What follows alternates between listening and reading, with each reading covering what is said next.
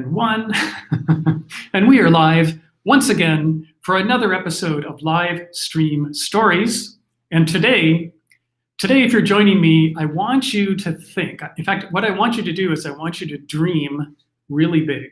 Now, I personally have always had this dream of running off to some foreign land and staying there long enough to learn the language and learn the local dance and just dive in and really dive into that culture and live and breathe it. And this is the dream, right? And if you're joining me now, and if you've had this kind of dream, I want you to say so in the comments because I'm monitoring the comments. Say, yes, that's my dream. Say that in the comments. And so what I have today is I have someone who did just this kind of thing. He's a friend of mine who I've known for a long time. He's originally was living here in Boston. He was running this great big online business called shoes.com. He was the co-founder, this huge enterprise. And then about 9 years ago, he decided to switch. And he ran off to Colombia. And not only has he now become fluent in Spanish, but he's also fluent in salsa and bachata and all the dances that they do down there. And he has started an online platform where all this stuff is being taught. He and a group of instructors are teaching dance classes and they're teaching language classes. And to top it all off, all of these classes are being offered on this Dancefree platform for free. So I really wanted to bring him on today and find out, okay, how did he do this? Why did he do it? How did you make it happen? How do you go from this one completely different kind of life and world into entirely another and get immersed so thoroughly? And let me give you a hint of how well this is doing. On his Facebook page, on the Dancefree Facebook page, there are 1.2 million people who are following that page. Imagine that. So there's a lot for us to dive in here. And so if you're ever interested in things like teaching online, if you want to teach your whatever it is online, how can you do that? And how can you build a big following? If you're interested in going to a foreign land and figuring out how can I work away from home, away from my country of origin and find a whole new life in a whole new place, this is another thing we could talk about. And so these are the things that we're going to explore. If you have questions, my guest is Bill Pryor. He is the founder of Dancefree, and we're going to bring him on in just a minute and talk about this. But if you're here and you're live and you have questions for him, put them in the chat and we'll get to them. And if you have had this kind of dream for what you want to do, I want to live abroad, I want to have my whole business be around online course creation, online lessons, online thing like that, say so in the comments. And these are the things that we'll talk about today. And before I do bring him on, I'm just first of all going to acknowledge and thank the sponsor of this series, which is Restream. And Restream is this wonderful platform that enables me to produce this show and enables you to go online and stream to multiple locations at the same time. So right now, we are now streaming onto Facebook, we are now streaming onto YouTube, we are now streaming onto Twitter, we are now streaming onto LinkedIn, all these different social media platforms. Wherever you happen to be, I'm able to reach you and talk to you and bring on interesting people, and we can all have this conversation, and we can do it in multiple places all at the same time. So you can host your own live event. And you can bring people who are all your friends on LinkedIn to your live event, and you can bring all the people who follow you on YouTube to your live event, and you can all have this big ongoing online party together, and Restream makes it all possible. So if you are interested in signing up for Restream, I'll give you this great link here. It's restream.io/join/showup, and you can sign up right now, and you can get a free account. And then if you upgrade to one of the professional levels, using the link that's right here, will give you a discount on doing that. So Thank you so much, Restream. And all of you guys who are thinking about streaming, if you're dreaming of streaming, try Restream. There it is. So now, without any further ado, let me bring on our special guest to join us. Welcome to the show. Yay! Hi, how are you? Brad, how are you doing? I'm doing great. I'm doing great. I have that phrase Awesome. in How my are you head, doing? dreaming of streaming. That's right, dreaming of streaming. So let me just, let's see, I want to get us both, there we are, together, yay! So you are calling in all the way from, now I'm going to pronounce it Medellin. Is that even close to being correct? Medellin, Colombia. It would be correct, but if you are Colombian, you would say Medellin. Medellin. So the two L's or a Y would be like a J, Medellin. I'm in Medellin, Colombia, which is inside of a mountain range. Right. Right. So when you first went to Medellin, did you know that that was the way to pronounce it? Yes, I did. Oh. But I had already been to Medellin 3 years earlier when I came to live here. Okay, well, that's a good starting point. I mean, I'm very curious in terms of like, how did you come to choose this location? What's the story behind like, okay, I'm going to Colombia and I'm going to move there? How did that even occur to you? Getting there is telling a little bit more about like who I am and why I was attracted to be in a Latin country. So for me, I guess I'll tell you a little bit about me first. Does that work for you? Absolutely, yes, go for it. Okay, great. Well, when I was young, my family did not have a lot of money, right? There wasn't a lot of money and I was often hungry and there wasn't a lot of food in the refrigerator and we almost never had juice. And when I was 10, we moved from Boston, Massachusetts to San Diego, California. And when we arrived, the kids at school were taking dance classes, but I was too late to participate. And because San Diego was close to Mexico, I got a feeling for Latin American culture and I loved it. I thought I was Latin. I loved everything about Latinos. I thought they were warm, friendly, happy people. They knew the lyrics to every song. They lived for the moment. They had a different set of priorities. Health, family, and friends were more important than work. And I began exercising at an early age. When I was 9, I was the youngest person to participate in the Boston Marathon. And I wanted to run the whole thing, but my parents made me start at the halfway mark, at the 13-mile mark. So having moved to California, I returned to Boston when I was 13 and I ran the whole thing. Wow. And then other stuff about me, I love design, especially architecture.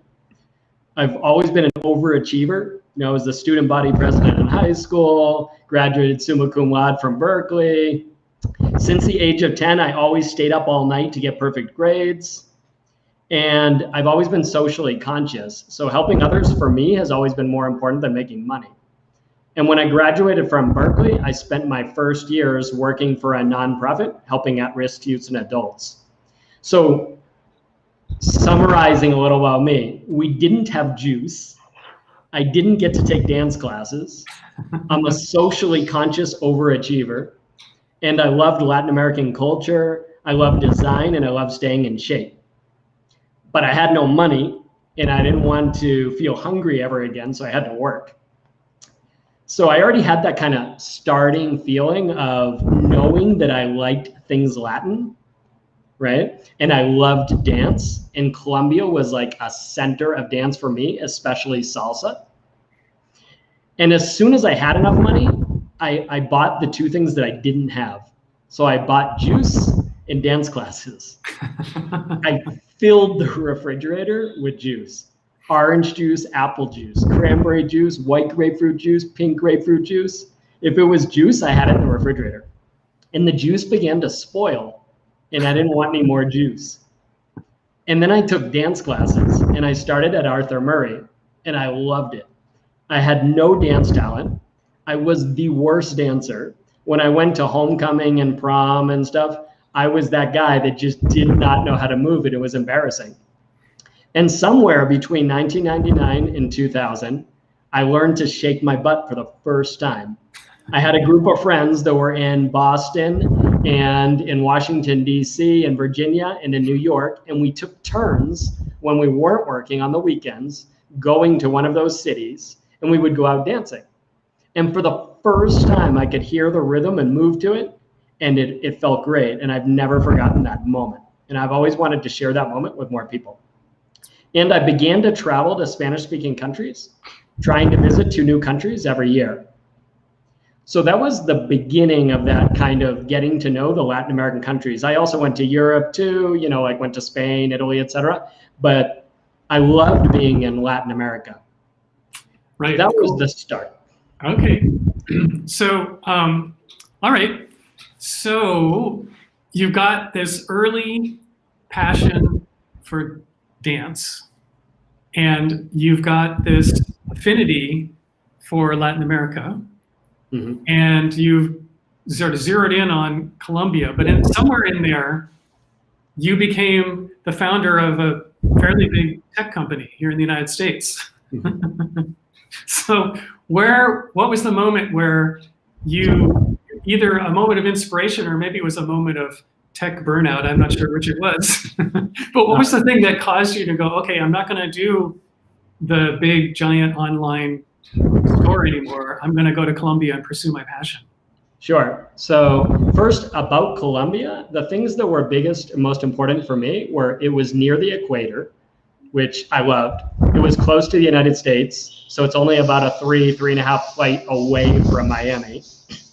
The people in Colombia, we haven't ruined it yet, so they still speak Spanish more than anything else, meaning when you have an English accent, they don't just jump in and start speaking English to you, which does happen in a lot of Latin countries now for the amount of tourism.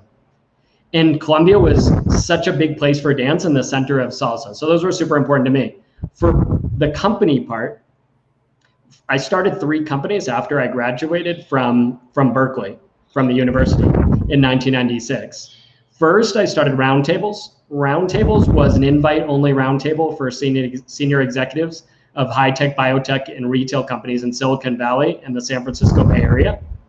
Second, I started Shoes.com. I co-founded Shoes.com with 2 bankers from Bank Boston Robertson Stevens, and that was formerly called ShoeBuy.com. We started the company in 1999, and I ran the company for more than 12 years. When I left in 2011, we had grown to about 200 employees and about $200 million in annual revenue. I wanted to take the company private and merge it with another company, but the public company had other plans. We had sold the company in 2006 to a public company. So I left in 2011 and moved to Colombia to see what it was like to live in a Latin country and to learn Spanish fluently and dance. And as soon as I arrived in Colombia, I took dance classes at different schools and I began to offer free dance classes. And I loved it. And that was the start of Dancefree. Our goal was to make dance and fitness accessible for everybody, create careers for Latin Americans, beginning with Colombia, and make the world a little bit happier. And languages became a natural extension of that because you need languages to be able to communicate with each other. And so that light bulb moment for me really began back in 1999 when we were starting Shoes.com. I began taking dance classes and I became an assistant to Latin American friends who were teaching dance in Boston. And I saw dance and language as a way for people to connect, learn, and share. And I imagined that someday that would be a way to make the world a little bit happier. Now I had that opportunity because my plan for Shoes.com wasn't the same plan as the public company. And I said, okay, great. I'm going to head off to a Latin country and try to learn more about myself and have an experience that's less about chasing carrots and more about understanding the priorities of Latins, which begin with health, family, friends, and living more for the moment. Right. Okay. Well, so now you're in Medellin and you've started this studio, this business, which started to be dance, but you've also added English, language learning as part of what you're doing. And was that part of the original plan, or did you, say, oh, okay, we can do this too? How did that evolve in terms of doing both things at the same time, or just what you're thinking about that, of like how did those two things combine together? Sure. Well, for the beginning, we just gave free dance classes. For the first 2 years, it was 100% free dance classes. We've now given about 100,000 free dance classes to people in more than 70 countries, including Colombia. And for us, dance is a language. And of course, languages are too, right? So we're really a language company at heart, and dance is one of the languages that we teach. We're focused on making it possible for everyone to connect, learn, and share. The thing that's so special about dance is when you take a class, you're already connecting with people. You're already actually physically touching somebody else's hands, right? So that's special. And with languages, you're also close and connecting and having a conversation. So for us, they just go hand in hand. Right. Yeah. Okay. So you guys who are just joining now, my guest is Bill Pryor. He's the founder of Dancefree, which is an online learning platform that's teaching dance and language all around the world. And the classes are being offered for free, which is phenomenal. It's a really amazing platform, and it's based in Colombia. And what I want to know now is, you started this work, and in the last year, we're now living in a wholly different world. Like COVID has hit. And so tell me some of the challenges and some of the pivoting that you've had to do since the time of social distance and things being shut down. Sure. So first, to the tone of Brad, oh no, what do we do? So first, Colombia was in lockdown for several months, which means everyone stayed at home. Okay. Second, we were committed to everybody's safety, and we still are, and not contributing to the spread of the virus. So we just adamantly believe that no matter what we do, allowing the virus to spread more is not going to be part of what happens at Dancefree. So we had two options. We could do nothing and wait, or we could go from an in-person to an online experience. And like everyone else, we had to learn the ins and outs of audio, video, and working from home with inadequate equipment and unstable internet connections. And what we did for free in person, we brought online. For us, it was super socially important to, one, not let people go so that they and their families would have food on the table, healthcare, pension, et cetera. And two, so that people around the world who were stuck at home would have a way to continue connecting with others, learning and sharing. We've had people tell us that without Dancefree, they wouldn't have made it this far during the pandemic. And that means a lot to us. Yeah, that's great. That's really cool. I mean, you're really, you've created a community and really created some community support, for all the people involved, the instructors, as well as the people participating in the classes.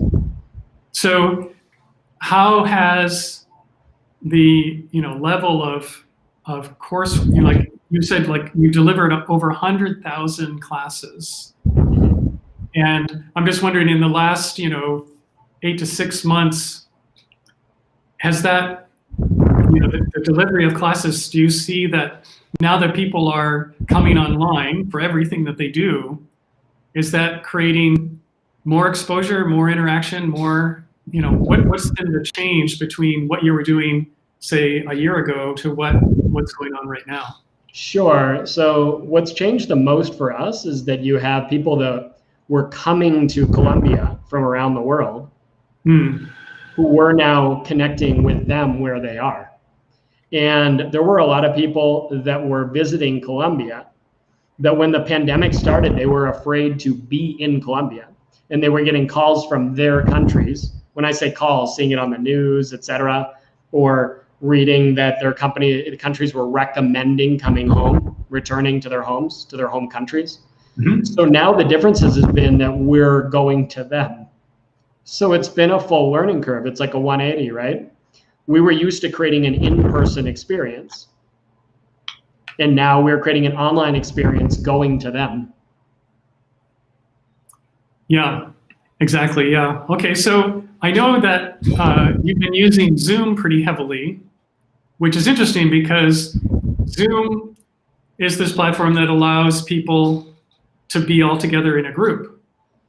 And so you've got, language classes where people can actually get on and talk with each other. And then your dance classes where the instructor can actually watch students participating.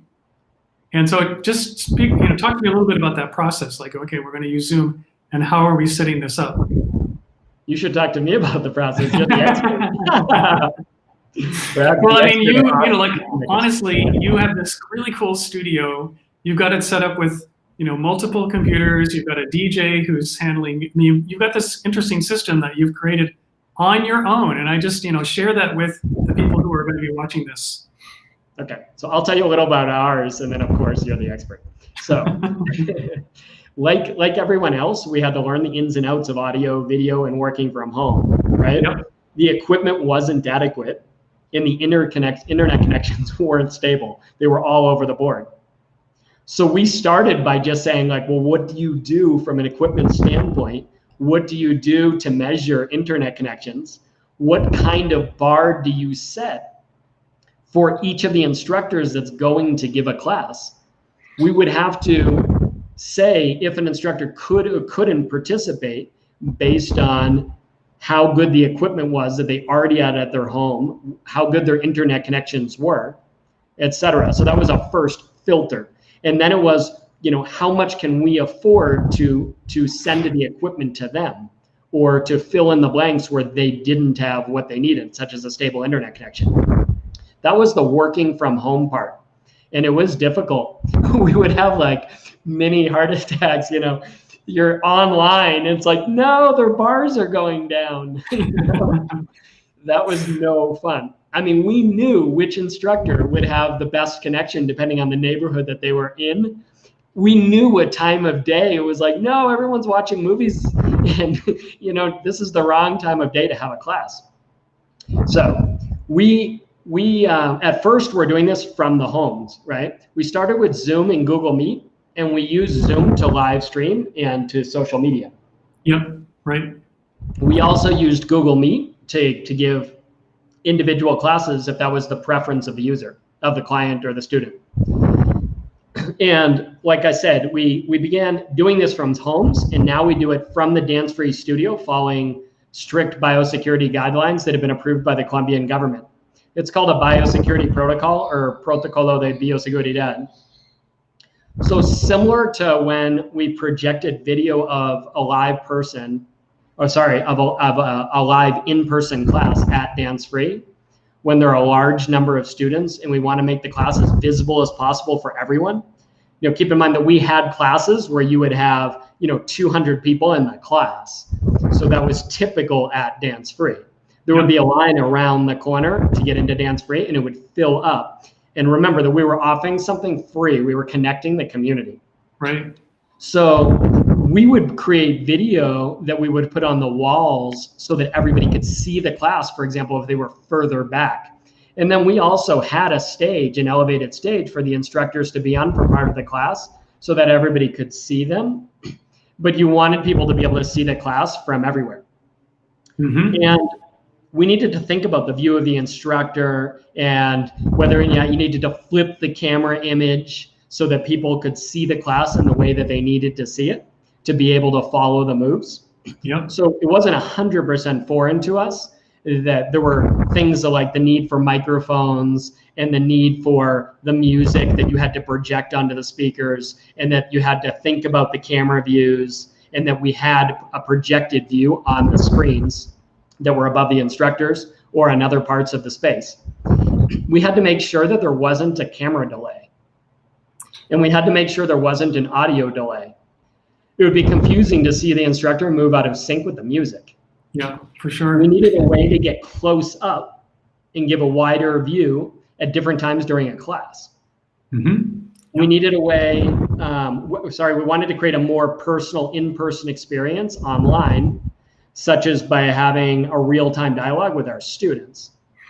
For languages, it's easier because you aren't moving around, and it's only necessary to see and hear the people you're interacting with and share screens, such as learning materials.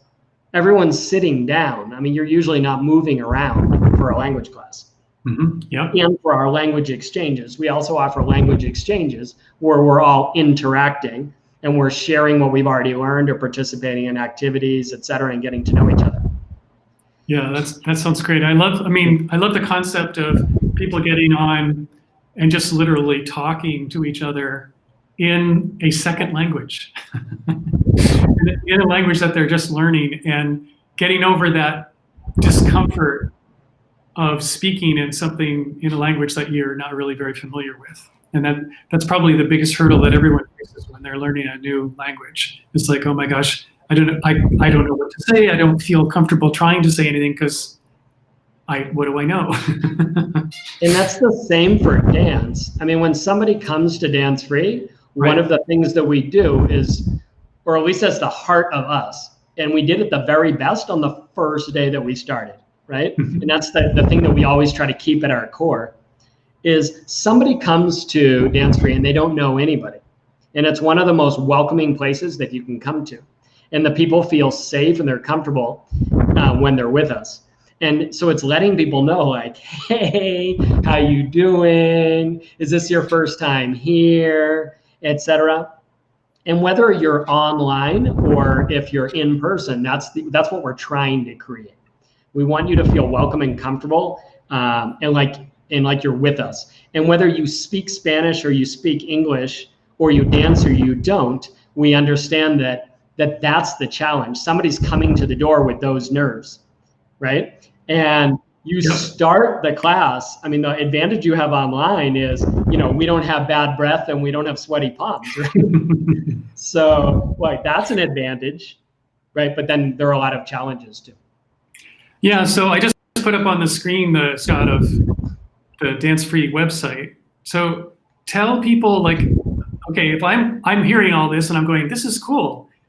Free dance classes that are being piped in from someplace in Colombia, and I can go online and start learning this, or et cetera, et cetera. Or if someone wants to meet people through language learning, I can go to this site and get this. So if I want to do this, one of our people watching want to do this, talk them through how to get onto Dancefree. Sure. So if you want to just check us out, you can go to dancefree.com, just like United States.com, .co for Colombia. Dancefree, DANCEFREE.com.co. If you want to see like tons of photos and videos of classes and that type of thing, go to our Facebook page, which is Dancefree Co. DANCEFREECO. So it would be facebook.com/ all lowercase Dancefree Co. DANCEFREECO. If you want to just join, it's 100% free to take a host of our beginner classes. So for example, about 10 to 12 times a week, we offer free events. Those are dance classes, language classes, and language exchanges. All you need to do is go to hello.dancefree.com.co. Keep in mind that there's no triple W there. It's just hello, HELLO, .dancefree, DANCEFREE.com.co. When you go to hello.dancefree.com.co, it'll take you probably about 2 minutes. Sign in the first time. If you click on the events button, you can just choose events. And on the confirmation page, once you signed in, all you need to do is click on the button for each event that you want to attend. When you sign in, if you've given us a valid email address, we'll automatically, immediately send you an email that includes a summary of all of the events that you chose to participate in. And next to each of those events will be a button that says attend live event.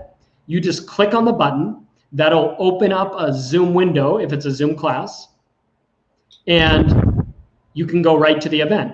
So at the time of each event, the date time of the event, just click on the button in the email that you received from us. Or you could just sign in again, choose the same event, and on the confirmation page, you could just click on the attend live event button. So it's that simple. You just go to hello.dancefree.com.co, choose the events you'd like by clicking on the events tab. And you can either click on the events to join from the confirmation page or from the email that we sent to you. We'll also send you an email about an hour before each event to remind you, like, hey, you chose an event. It's coming up in about an hour, because we understand that there are different time zones and you might need a reminder. All of the events are in Colombia time.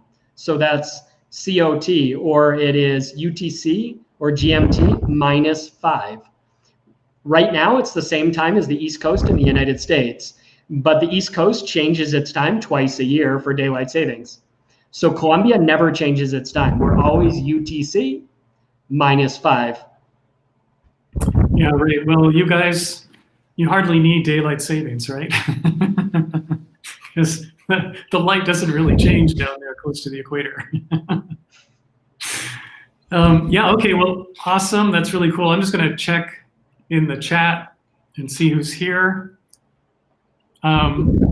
Interesting. So the next question that I have is sort of the next level in terms of where you see all of this going. Now, I know the platform that you're just describing, that Dancefree is built on, is a platform that could accommodate any number of things. So let's just talk about, like, if, you know, one of the things that you're gathering are instructors who want to teach dance, and you're also gathering people who want to help other people learn language. So what's your vision for the growth and expansion of what you're doing now? Right. Well, first for us, it's everything is connect, learn, and share, and make it accessible to everybody. So one of the most beautiful things about Dancefree is the people that have met through us. So the people that have had babies at Dancefree, not at Dancefree, but that have had babies because of somebody they met at Dancefree, every single one of them that I've met is still together.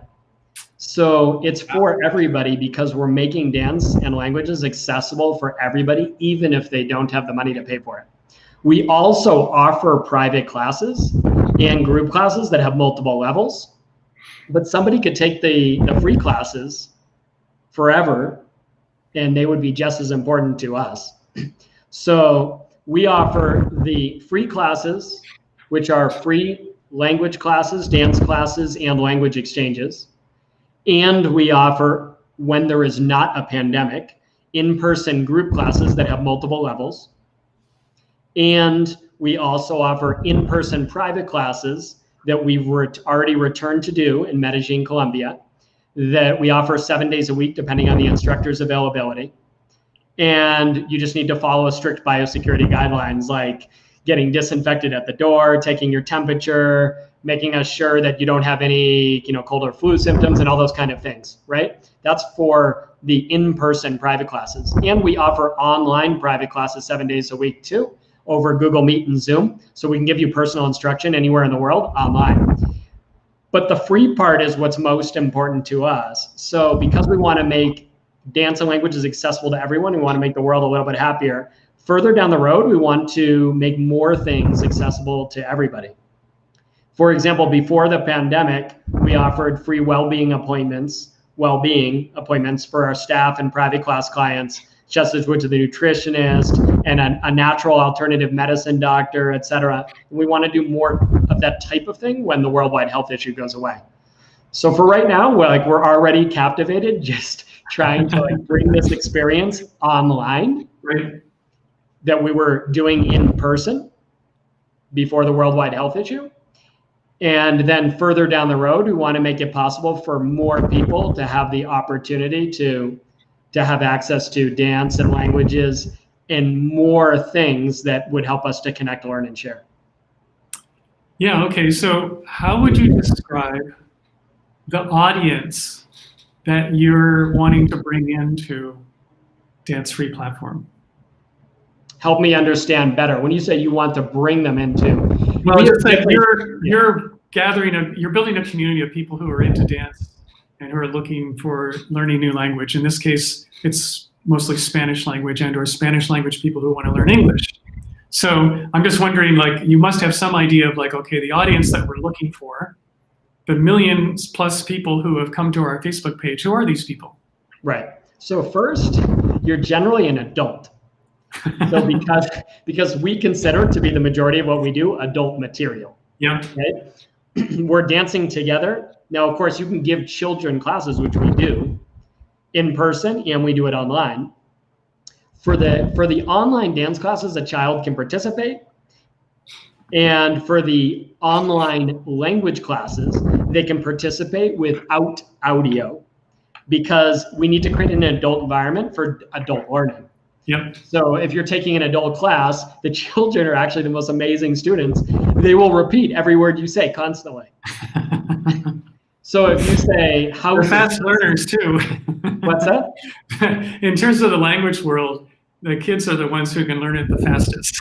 They're sponges and they're the most active. So we need to create an adult environment. So first, we teach kids as well, but generally in a separate environment. And so the first people you're going to have are from 18 to any age. You know, we've taught people in Dancefree that, I mean, I would guess that people have arrived, they're up to about 80 years old in Dancefree, from about 18 to 80. That's great.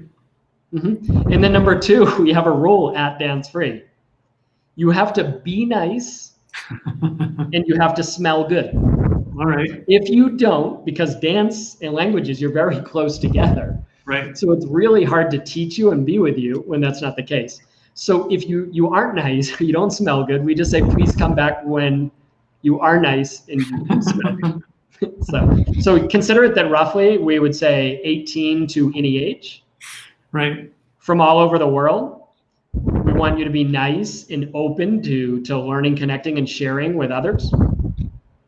And that's it. Yeah, I love that. It's a great manifesto. You should get the t-shirt that says, be nice, smell good. Or on the back of the Dancefree t-shirt, that's what it says.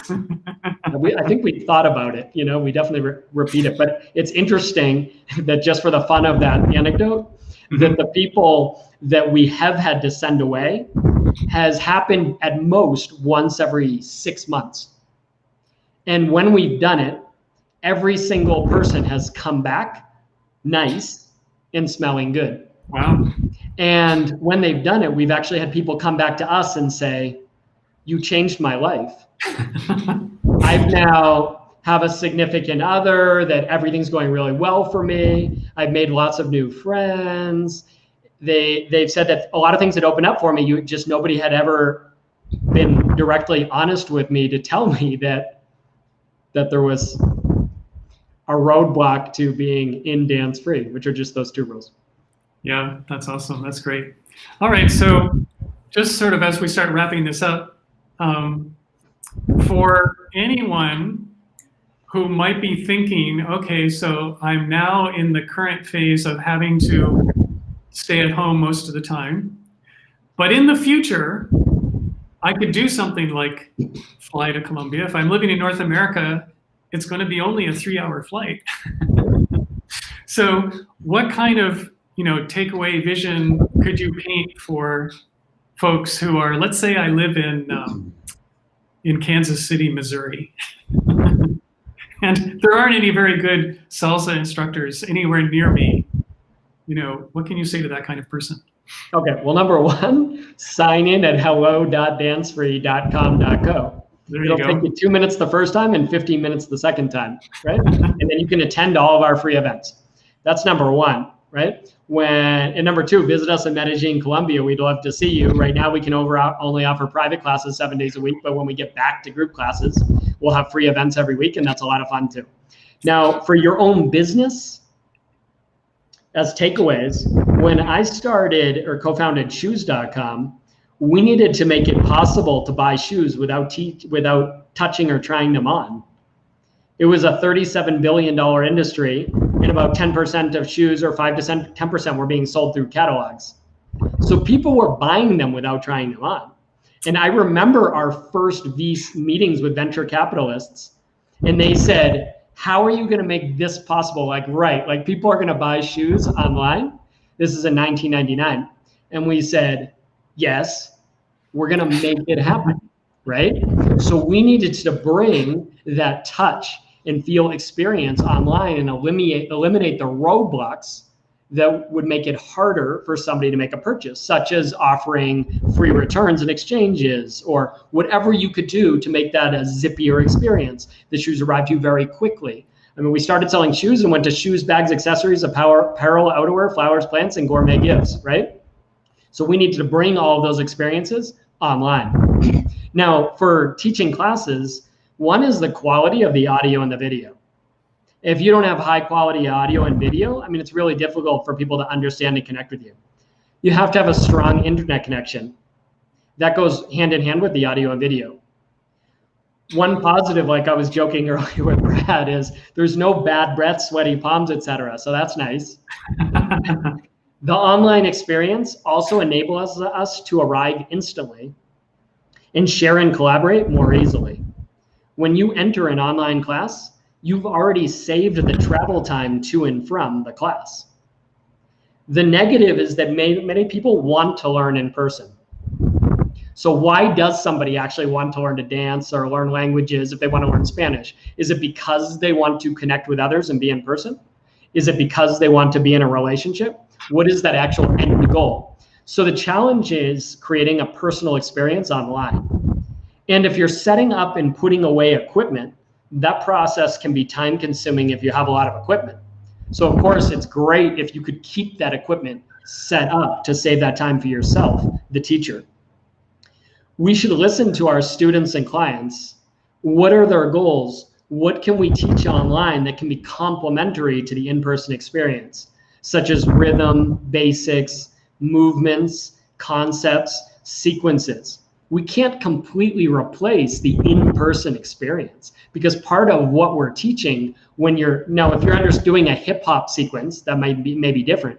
But if you're teaching somebody to connect and to lead or to follow, there's an important element of touch there and resistance and understanding how to make that connection with someone else.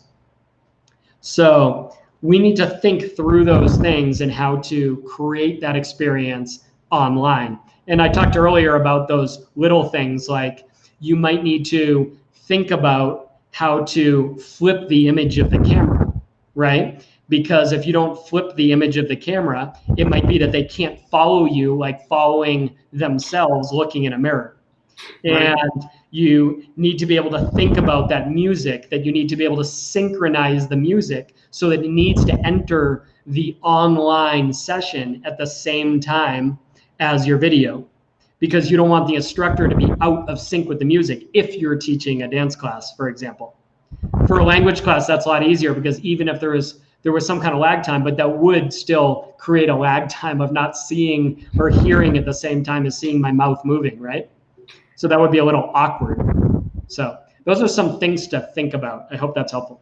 Yeah, no, that's great. Those are really great takeaways. I mean, listen to your audience, learn from them. But I think the biggest thing that it's coming up for pretty much everyone these days is this whole issue of how can we recreate or at all replicate the in-person experience in terms of virtual.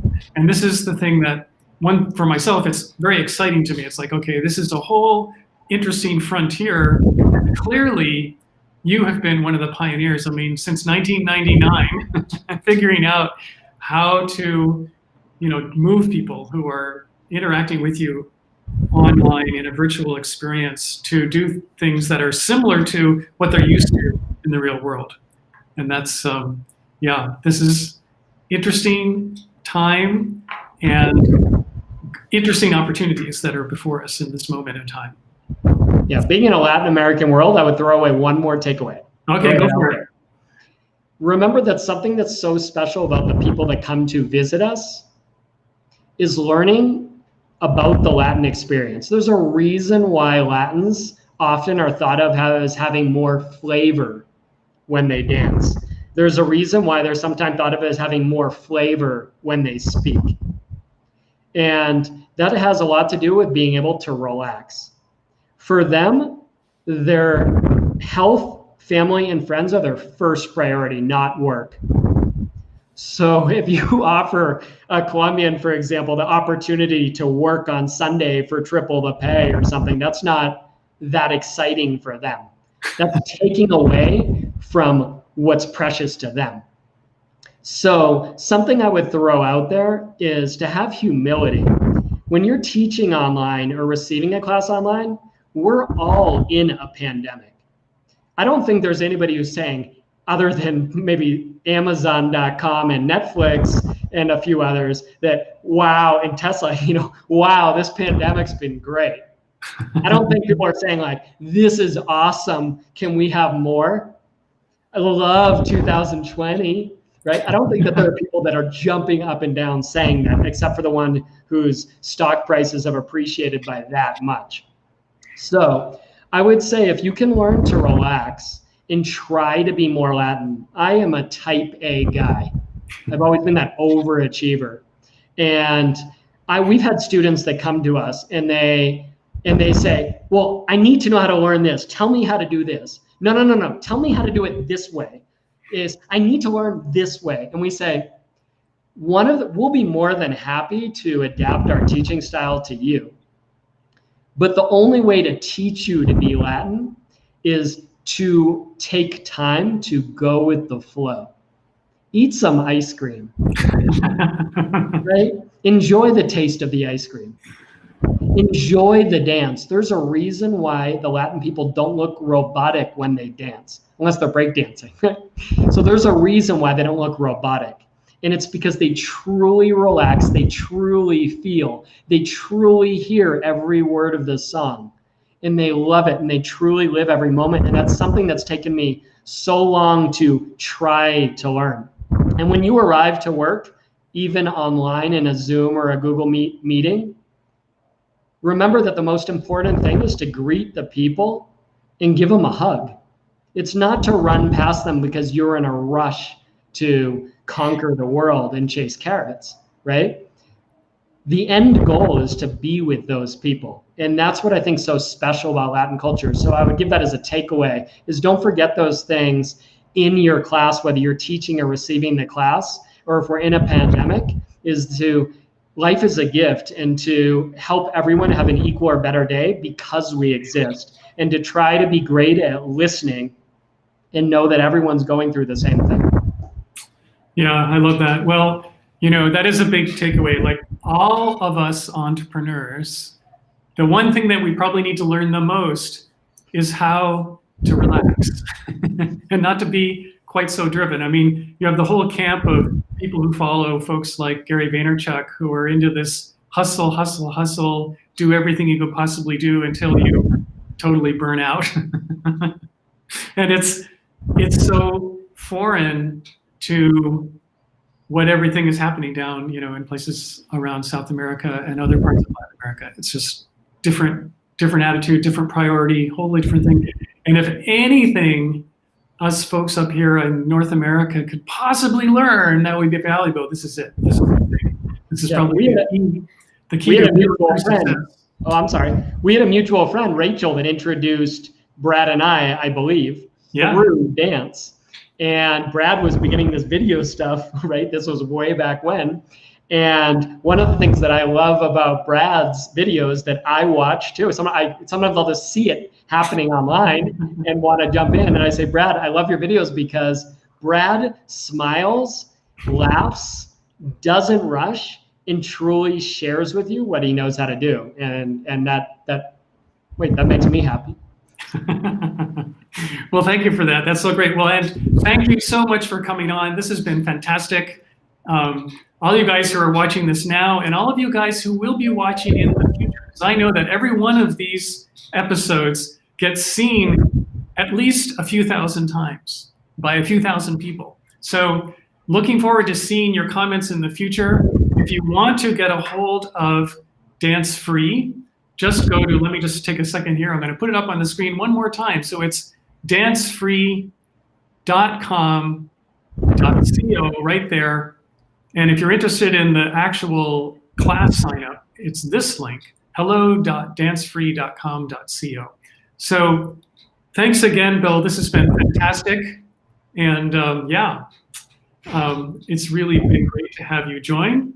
And everyone else who is watching, I want to say one more thing, which is thanks to Restream for being the sponsor of this show. If you're interested, now I'm going to just mention that Bill and I have been working together to make the Dancefree thing go even bigger, and he's been starting to use Restream. In fact, the most recent classes that he's been doing, he's been combining Zoom with Restream, which is one of the few interfaces, if you're using Zoom, and if you like using Zoom for your classes, for your online education, Restream allows you to take your Zoom class and then multicast it to multiple locations in terms of you can have your whole Zoom group going live on Facebook, or going live on YouTube and things like that, or going live to both places at the same time. So thanks once again to Restream. And if you're interested in joining Restream, the link is right here, restream.io/join/showup. And last but not least, look forward to next week, every Thursday at 3 p.m. Eastern Time. Thursday at 3 Eastern Time, we will have the next episode of Livestream Stories. And until then, so long, everybody. We'll see you